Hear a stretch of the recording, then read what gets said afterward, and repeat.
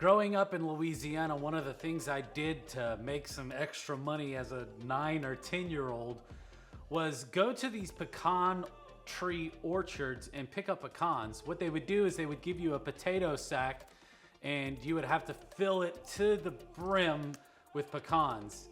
And it couldn't have any cracks or holes caused by birds or insects. I mean, they had to be really, really good pecans.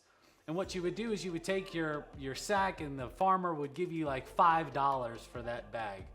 It was hard work just for a 9 or 10-year-old because you would be bent over and it would be hot and you'd be sweaty, but you would just be so focused on the goal. And whenever you would bring your sack to the farmer, he had like this little hut and where they would dump it all out and they would sort it and grade it and sell it specifically for the sizes and everything.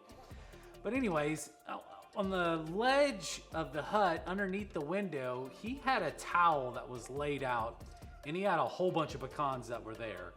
And as a 9-year-old, you're thinking and looking at this thing and you're going, man, that's a really good head start for a whole potato sack full of pecans, so I can get another $5.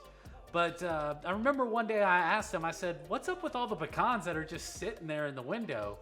And he said, you know, those pecans, it's really interesting. They actually have to dry out and die before they could be planted and produce more pecans in the future.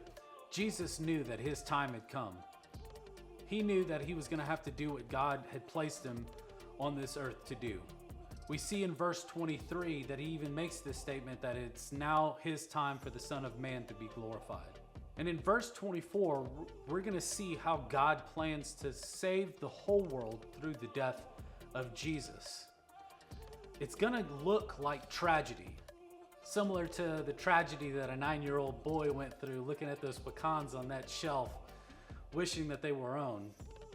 But instead, it's going to be triumph. The triumph of God's self-giving love that looks death in the face, meets it there voluntarily, on not just behalf of Israel, but of the whole world. We also know that Jesus isn't talking about himself in this regard as well. He's painting a picture of what it looks like to be a Christ follower.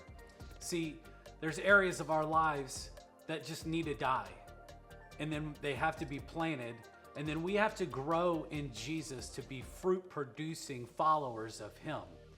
So I want you to take a moment real quick and ask the Lord, what areas of my life have to die so that they can be fruit producing in him?